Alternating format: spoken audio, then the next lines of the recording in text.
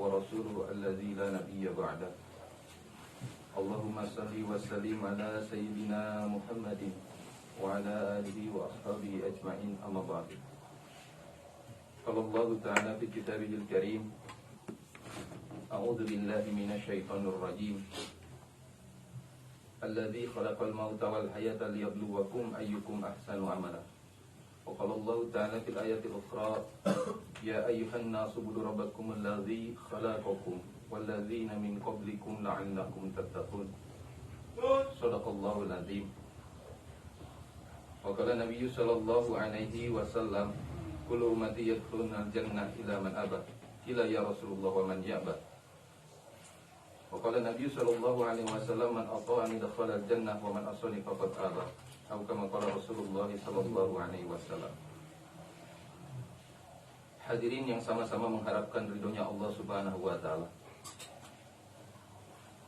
Baik manusia yang beriman kepada Allah ataupun orang-orang yang belum beriman kepada Allah, bahkan di luar agama Islam sekalipun, semuanya memiliki satu tujuan yang sama dan ada dalam perjalanan yang sama.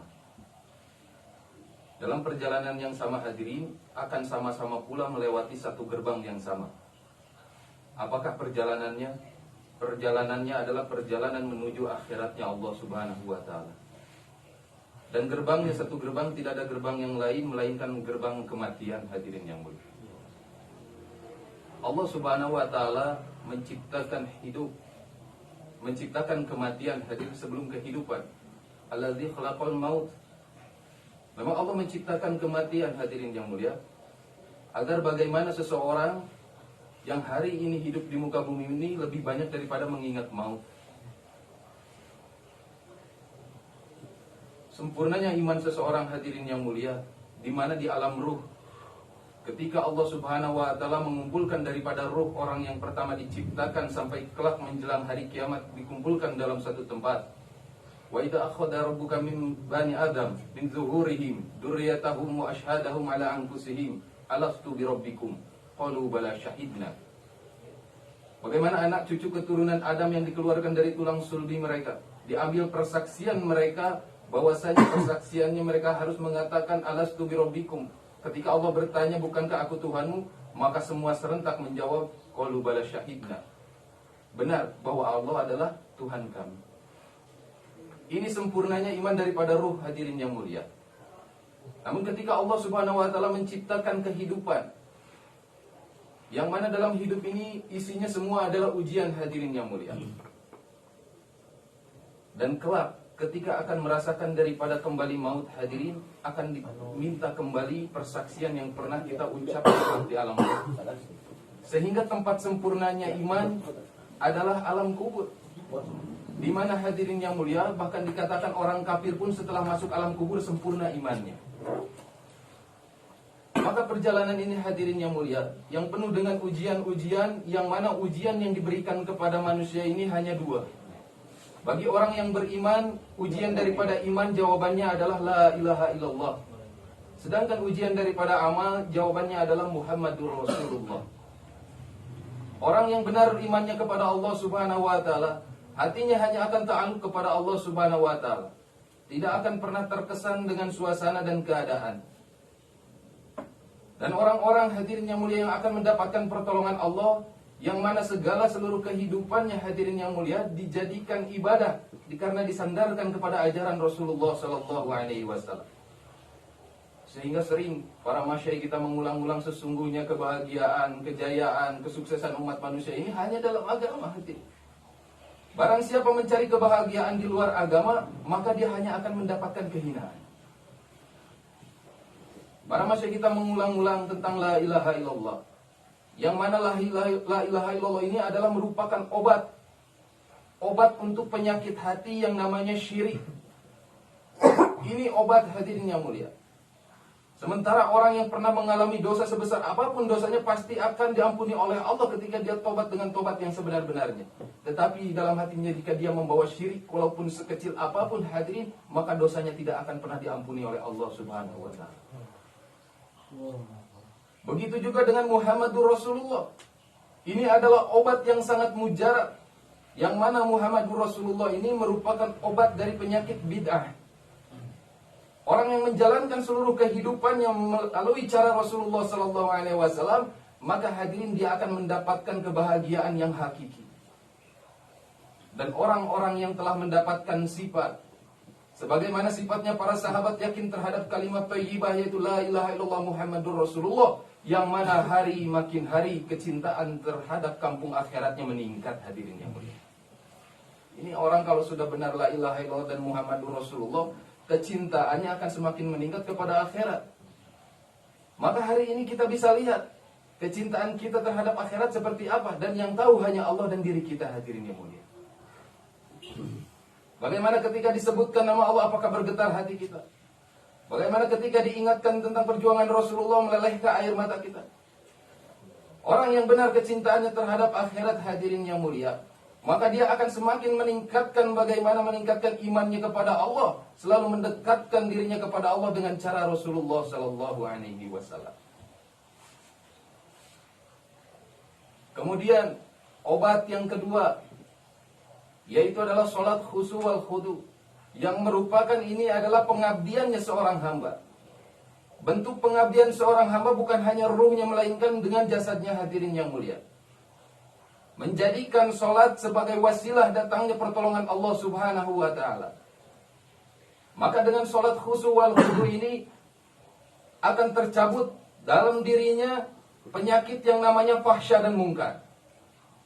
Jika seseorang telah dicabut penyakit fahsya dan mungkar dalam dirinya, hadirin yang mulia, maka hadirin yang mulia, orang yang demikian telah diberikan sifat dan mendapatkan hakikat daripada sholat khusu wal khudu, yang mana hari semakin hari seluruh anggota jasadnya semakin takut kepada Allah Subhanahu wa ta'ala.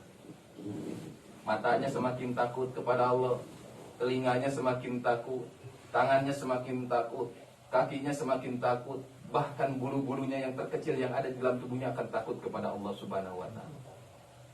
Maka orang yang telah mendapatkan hakikat ini, hadirin yang mulia, maka dia akan selalu mendapatkan pertolongan Allah Subhanahu wa ta'ala. Kemudian hadirin yang muliakan Allah Subhanahu wa ta'ala, bagaimana dengan ilmu ma'azikir, yang mana ilmu ma'azikir ini merupakan tata cara hidup dan perasaan seorang hamba.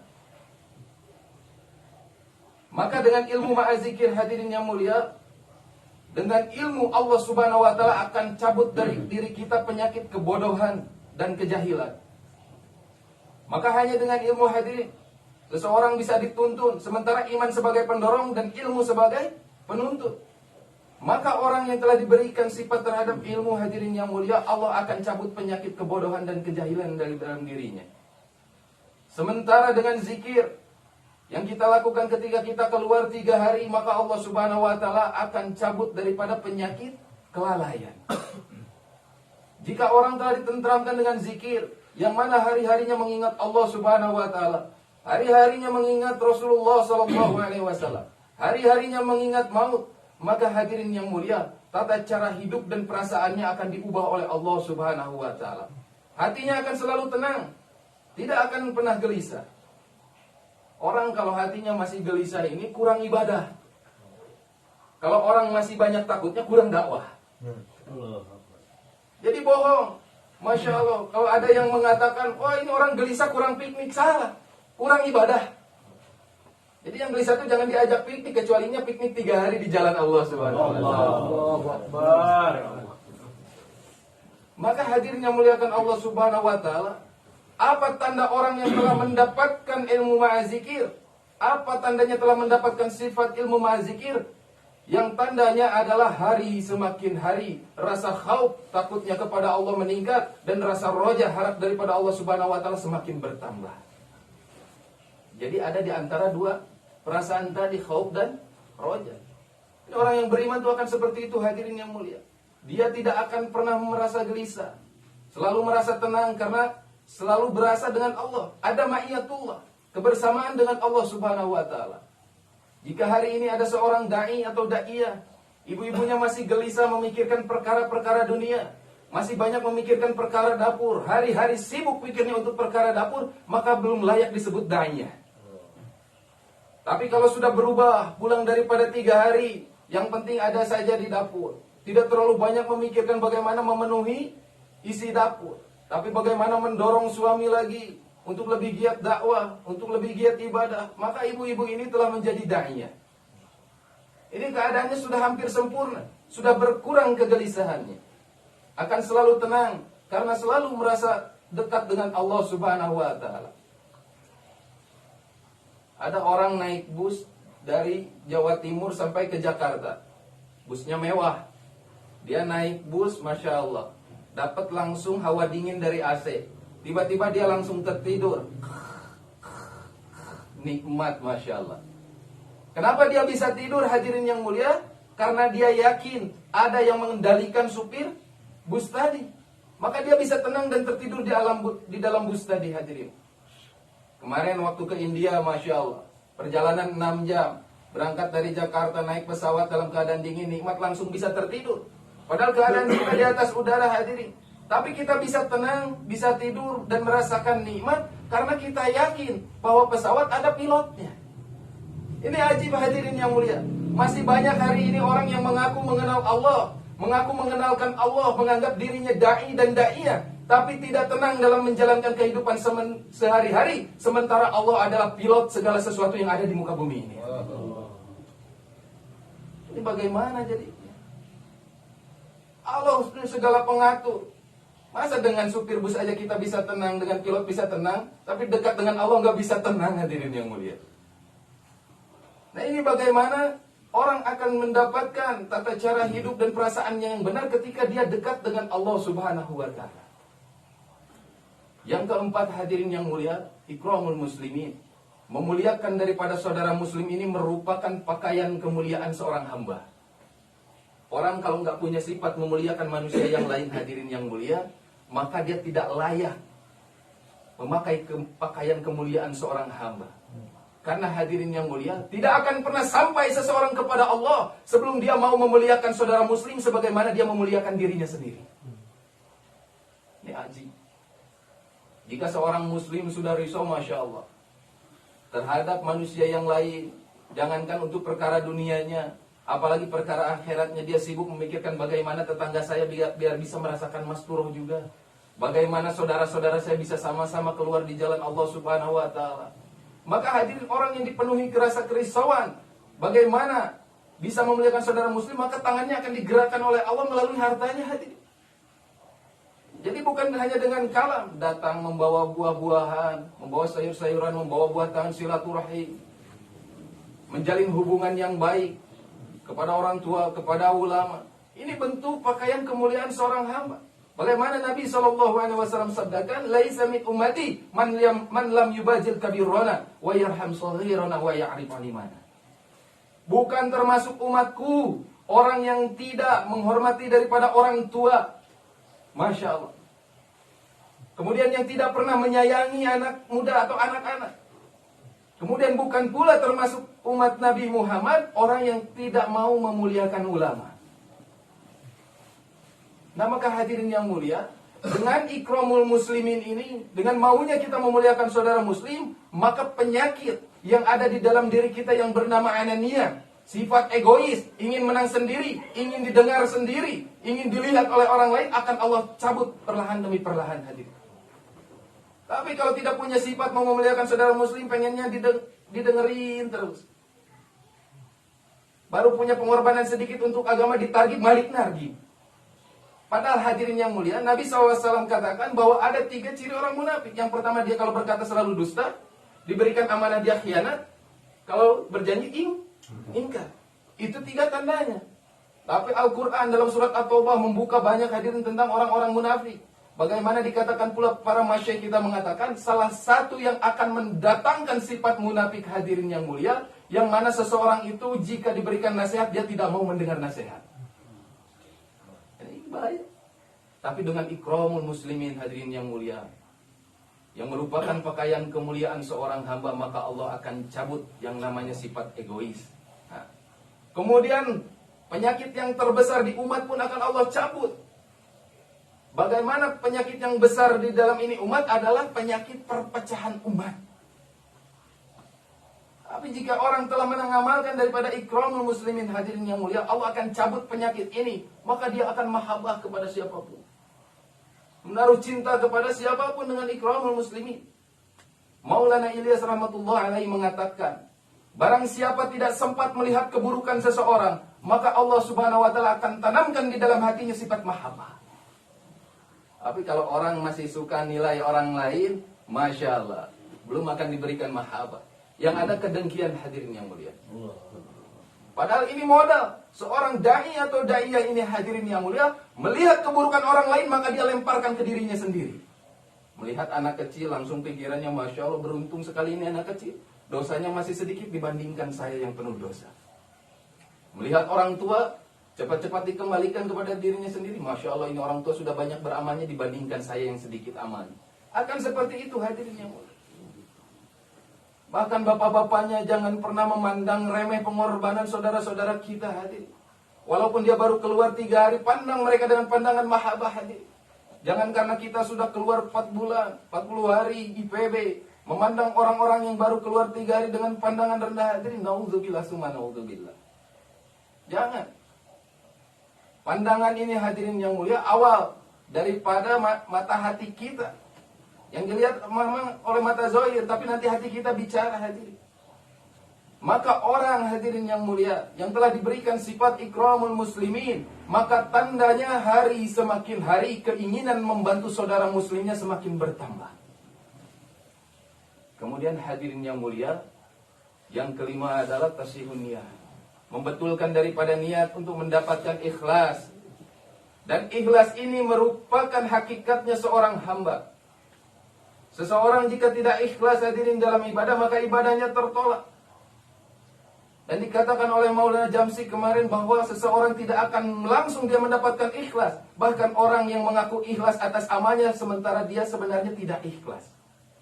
Jadi kalau amal masih disebut-sebut, saya memberikan sesuatu kepada dia, saya ikhlas, itu tandanya tidak ikhlas. Ikhlas mah nggak perlu ngomong, nggak perlu ditunjukkan. Nah, karena ikhlas ini proses, kata Maulana Jamsi. Proses. Seseorang tidak akan bisa langsung mendapatkan ikhlas, melainkan proses terlebih dahulu sampai nanti Allah yang berikan ikhlas terhadap dirinya. Dan ini merupakan hakikatnya seorang hamba, hadirin yang mulia. Bagaimana dengan sifat ini, ibu-ibu nanti akan terbentuk.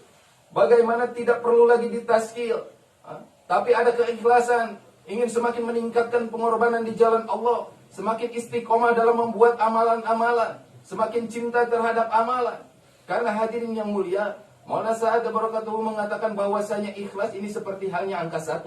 Sementara amal-amal adalah seperti angka kosong, yang walaupun itu 0 jumlahnya 1 juta, hadirin, tidak akan ada nilainya karena semuanya kosong. Tapi jika ada 1 ikhlas yang merupakan angka 1 diletakkan di depannya, maka itu jutaan 00 tadi akan bernilai yang sangat besar, hadirin yang mulia. Dan apakah ciri-cirinya orang yang telah mendapatkan sifat ikhlas? Mereka yang hari makin hari keistiqomahan dalam beramalnya terjaga dan hanya ingin mendapatkan ridha Allah subhanahu wa ta'ala. Sudah tidak ingin mendapatkan apa-apa lagi kecuali ridha Allah. Kemudian hadirin yang mulia, dan sifat yang keenam, dakwah wa tabligh khuruj fi sabilillah, yang merupakan sarana tarbiyah untuk mendapatkan sifat yang kelima tadi. Yang mana ini hanya akan didapatkan oleh orang-orang yang mau berkorban untuk harta diri dan waktunya keluar di jalan Allah subhanahu wa ta'ala. Mau meyakini daripada janji Allah subhanahu wa ta'ala, bahwa hadirin yang mulia, pemahaman terhadap agama hanya akan datang dengan pengorbanan. Ada seorang anak kecil meminta kepada ayahnya uang 2.000 rupiah, 20.000 rupiah. Wahai ayah, saya minta uang 20.000 rupiah. Ini seorang ayah melihat karena yang minta anak kecil, dikasih uang 2.000. Ah, bocah inilah, kasih 2.000. Anak sekarang kan tahu 20.000 sama 2.000 ya. Itu anak marah, hadirin. Uang 2.000 yang diberikan oleh ayahnya disobek-sobek. Dia lari ke belakang rumah, dibuang di tempat sampah. Ayahnya mulai mengeluarkan air mata. Ayahnya tahu bahwa anak tersebut tidak paham, makanya mensobek-sobek daripada uang 2.000 tadi. Maka ditanya sama ayahnya, wahai anakku, maukah engkau uang 20.000 rupiah? Mau ayah. Untuk apa? Untuk mainan katanya. Jika begitu besok hari temani ayah jualan es potong. Ini kebetulan ayahnya ini seorang penjual es potong yang setiap potongnya itu 2.000 rupiah. Masya Allah. Maka anaknya semangat. Pagi-pagi dia sudah bangunkan ayahnya untuk ikut sama-sama menjual es potong tadi, hadirin yang mulia. Maka mulailah mereka berjalan, hadirin, dari satu kampung ke kampung yang lainnya untuk menjual daripada es potong. Aji, waktu berjalan cepat hingga masuk duha, tidak ada seorang pun yang membeli es potong tadi, hadirin. Waktu semakin cepat lagi sampai tiba ke waktu zuhur, masih tidak ada juga yang beli itu es potong. Maka ini anak, hadirin yang mulia, dia mulai menggores-goreskan tangannya di atas perut sambil mengatakan, ayah aku lapar. Maka kata ayahnya, sabar nak, es potongnya belum ada yang laku. Nanti kalau sudah ada yang beli, kita belikan makanan. Hadirin, masih tidak juga ada yang beli sampai tiba daripada waktu asar. Ini anak sudah nggak bisa nahan daripada lapar. Maka dia sambil menarik baju ayahnya, dia mengatakan, wahai ayah aku lapar. Maka kata ayahnya, sabar nak, ini belum ada yang beli. Nanti kalau sudah ada yang beli, kita baru beli makanan. Hadirin yang mulia, perkara perut ini bukan perkara yang biasa, hadirin. Orang kalau lapar suka hilang akalnya. Lihat bagaimana kalau orang lapar, mereka bunuh-bunuhan. Nah ini seorang ayah paham bahwa anaknya ketika lapar, hadirin yang mulia, hatinya menjerit ini seorang ayah. Maka tiba mau masuk waktu maghrib, Allah subhanahu wa ta'ala hantarkan rezeki melalui beberapa orang yang membeli, dan ternyata hadirin yang mulia, pas dengan jumlah yang diinginkan, ada orang membeli beberapa jumlah es potong dengan harga dikumpulkan 20.000 rupiah. Alhamdulillah. Maka mereka pulang ke rumahnya, dan ajib, apa yang dijanjikan oleh ayahnya diberikan kepada anaknya. Wahai anakku, ini uang yang engkau inginkan 20.000 rupiah. Tapi luar biasa, hadirin, ada pandangan yang berubah. Yang mana ini seorang anak, awalnya dia ingin membeli apa? Mainan. Tapi ketika hadirin diberikan uang 20.000 rupiah, maka ini pahamnya langsung berubah. Ayah, sekarang aku tidak ingin membeli mainan. Yang aku inginkan adalah makanan, karena aku lapar. Kenapa hadirin pikirannya bisa berubah? Karena anak tadi telah ditarbiyah, sama-sama berkorban untuk mendapatkan uang, sehingga pemahamannya Allah rubah jadi ingin makan. Orang kalau sudah korban paham untuk apa uang itu digunakan, hadirin. Sementara hari ini banyak orang gak paham, sehingga belinya mobil, belinya rumah, gak paham untuk agama, hadirin. Tapi kalau dia sudah berkorban keluar jalan Allah walaupun 3 hari, maka hartanya akan mudah keluar di jalan Allah subhanahu wa ta'ala. Nah ini, maka ayahnya tersenyum kepada anaknya dan senang bagaimana anaknya lebih mendahulukan makanan. Bahkan hadirin yang mulia, anak tersebut lari ke dapur mencari tempat sampah tadi di mana uang 2.000 disobek-sobek. Anak tersebut mengambil uang tadi, kemudian mengelemnya, disolati, lari kepada ayahnya sambil mengatakan, ayah maafkan aku, ayah maafkan aku. Sekarang aku paham bagaimana nilai uang 2.000 rupiah.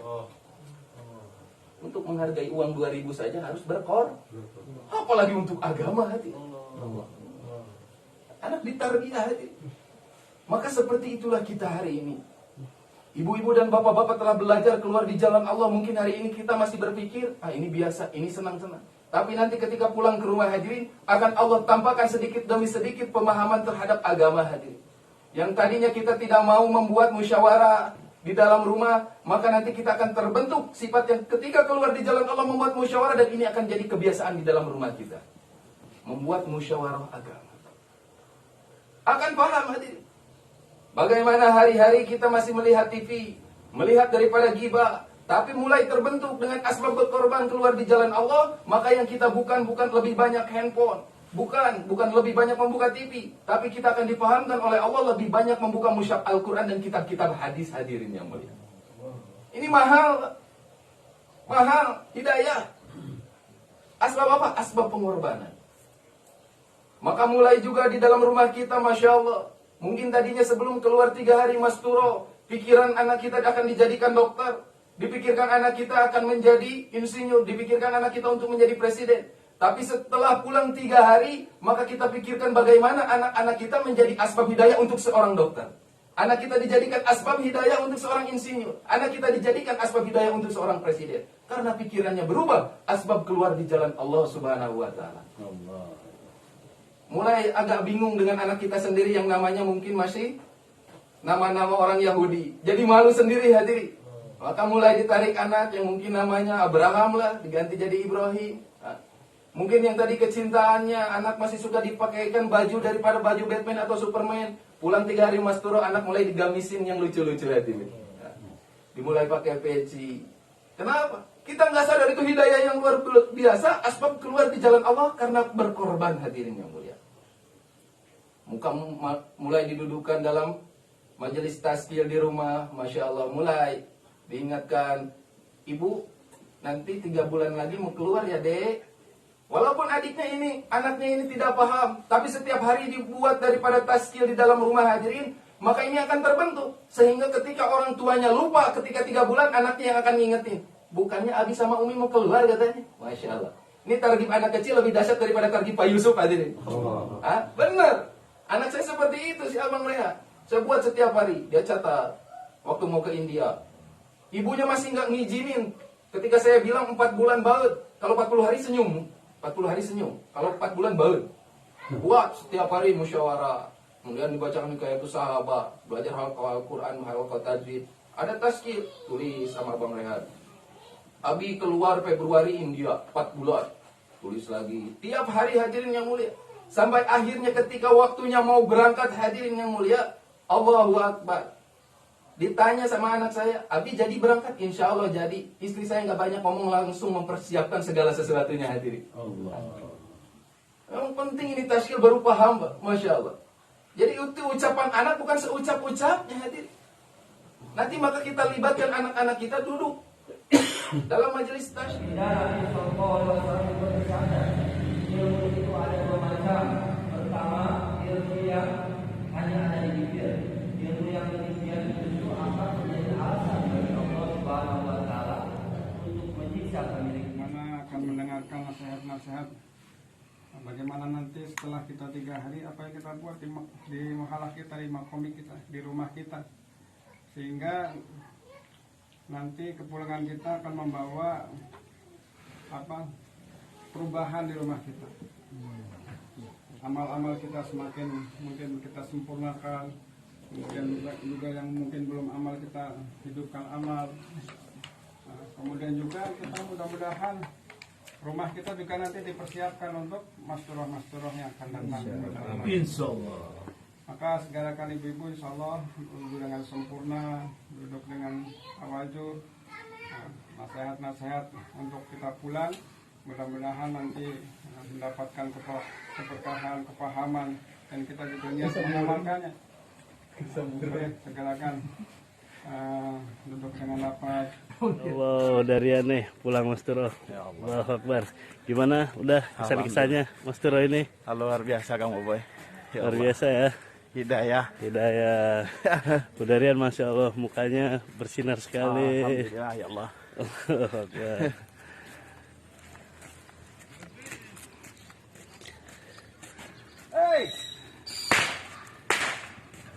Masya Allah, udah ini diusir istri apa gimana ini dah?